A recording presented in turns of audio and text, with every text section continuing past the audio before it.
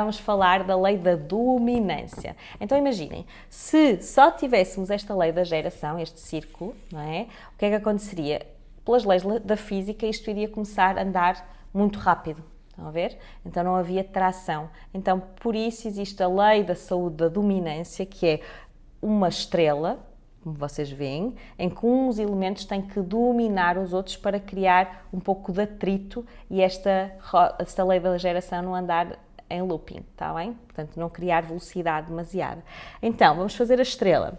O fogo, ele tem que derreter o metal. O que é que isto quer dizer? Que o fogo, que é a nossa alegria, tem que derreter a nossa tristeza, tá? Nós temos que ter momentos de alegria, de bem-estar para dominar a entropia do metal, tá? Portanto, para que o metal não entre em desequilíbrio e não fique nesta apatia, nesta tristeza e esteja em equilíbrio, ou seja, esteja nesta capacidade de centramento, de organização, de plenitude, também muita de beleza, porque, por exemplo, o metal 7 é muito este lado da sociabilização, está bem? Então, tem que haver esta tração do metal. Depois, o metal vai ter que fazer a tração à árvore. O que é que isto quer dizer? O metal, imaginem um machado, tem que cortar a árvore. Então a tristeza tem que existir para controlar a raiva. E isto hoje em dia é assim não muito entendido, porque há um bocadinho aquela positividade tóxica às vezes, não é? Que não nos deixa chorar, e nós fazemos isso às nossas crianças, às vezes que é, não chores.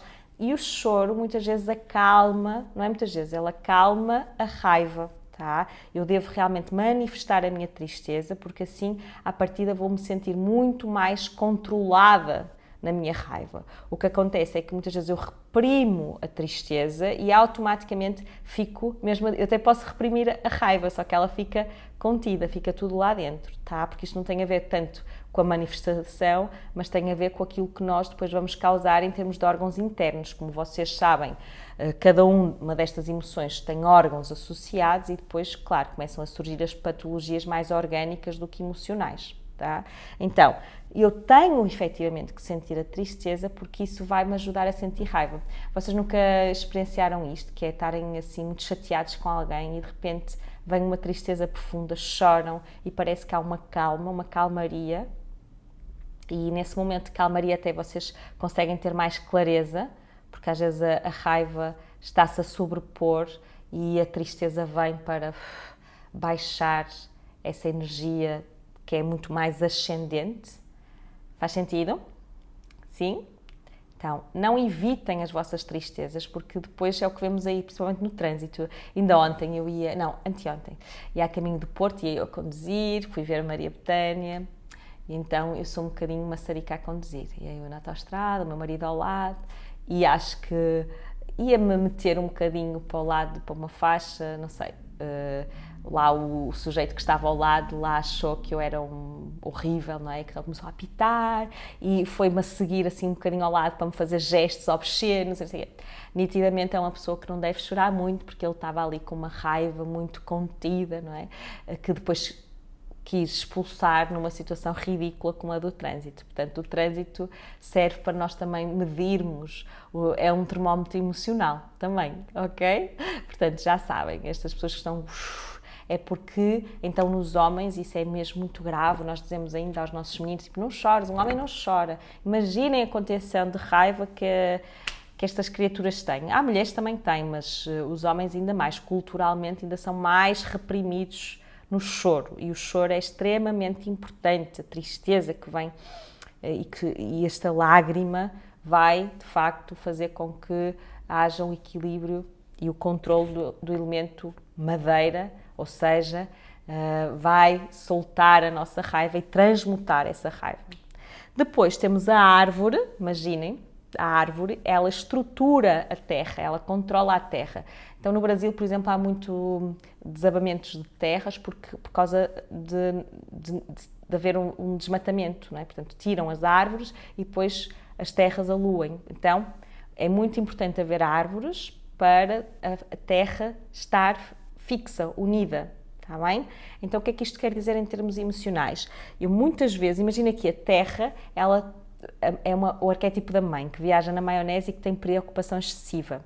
Então eu muitas vezes tenho que usar aqui, em vez da raiva em si, é aqui o lado da assertividade, que é outro dos lados da madeira, que é o saber dizer não, a ser assertivo, não vacilar, entrar nesta energia da ação. Então, eu quando estou nessa preocupação excessiva ou com falta de concentração, eu preciso de ter este domínio da assertividade, do pragmatismo. A árvore é pragmática, precisa de dominar este meu pensamento, está bem? Porque se isso não acontecer, a probabilidade de eu entrar nestas desconcentrações e falta de clareza é muita, tá? Então, a árvore, dizer que não, esta praticidade, esta energia da ação tem que dominar a terra. A terra, por sua vez, tem que dominar a água. Porquê? Imaginem um rio. O rio tem um curso, então tem que haver, para a água passar, tem que haver margens, não é? Tem que estruturar a água. Isto em termos energéticos é simples de se perceber. Em termos emocionais, temos aqui a terra com uma capacidade de pensar, o intelecto. Muitas vezes, quando nós estamos a sentir medos, nós temos que puxar este lado mais racional para, de facto, dizermos não, caramba, não preciso ter medo, porque racionalmente e pensando neste assunto, eu posso, de facto, ultrapassar esta situação, tá? Então, de facto, a terra, este lado mais positivo e intelectual da terra, tem que dominar a água para nós conseguirmos ter a coragem para avançar. E por fim, a água tem que apagar o fogo. Isto é também simples de vermos, ou seja, nós precisamos de facto às vezes sentir algum medo, porque senão esta alegria do fogo, se a água não sobe e não apaga um pouco o fogo, este fogo tem tendência ao alto, mas ele tem que baixar. Portanto, o fogo que não desce, que fica lá, fica eufórico. Então vocês já conheceram de certeza aquela pessoa que fala, mas não diz nada? Está completamente eufórica, é desmedida aquela alegria, já não é em presença, já é descontrolada. Então a água precisa de facto de controlar o fogo para que ele acalme um pouquinho e consiga fazer o movimento de descender.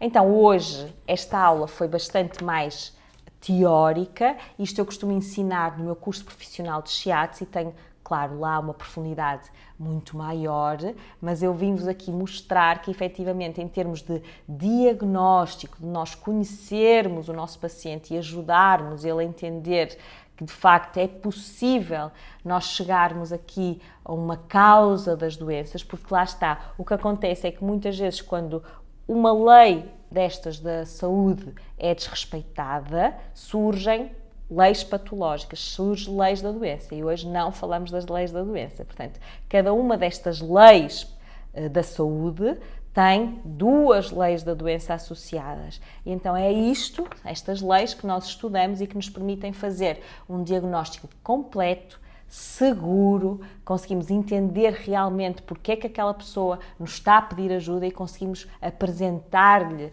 soluções que são lógicas, que são objetivas e que muitas vezes, aliás, eu atrevo-me a dizer que a maioria das vezes a medicina ocidental não consegue justificar. No fundo, parecem doenças aleatórias, mas que não são, elas estão interligadas por causa do desrespeito destas duas leis da saúde que eu vos apresentei agora.